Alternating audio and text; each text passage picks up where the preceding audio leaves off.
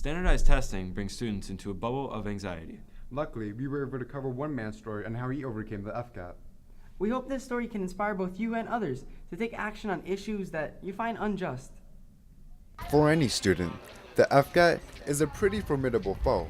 But for one Cooper City High alumni, this daunting test was too much to bear. You wouldn't expect it, but his intelligence had nothing to do with why he failed.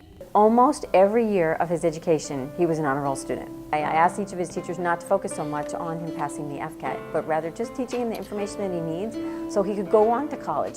Zach Hoagland, now a Broward College freshman, graduated from Cooper with a high GPA and a great work ethic.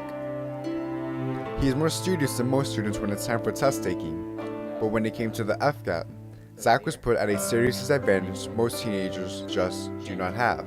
Though I didn't pass the FCAT, I still think the FCAT is all pointless. Diagnosed with autism at the age of 2.5, Zach has had to deal with obstacles like this his entire childhood. Fortunately for him, he was able to live with a strong support system, his mom. So I began advocating from when he was very young, and then it was just a natural progression for me to move into educational advocacy. And now I help families on a daily basis get the services that their children need. Helping families is just the tip of the iceberg. She is also the editor of the Autism Notebook magazine, a magazine dedicated to autism and raising awareness. With all of this along with several other achievements, Stacy has been able to be defined as a crusader against standardized testing for kids with disabilities. I don't think that passing an FCAT tells you whether that student is going to be successful or not, because I live with one who's being successful having not passed the FCAT. I want to be a film editor, and I was offered an internship at Accord Studios down in Miami, and hopefully I might get a part-time job down there.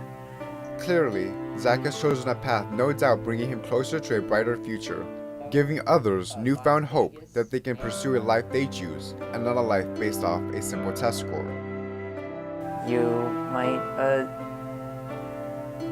do something that will really big. For CTV News, this has been Shawnee Banks reporting.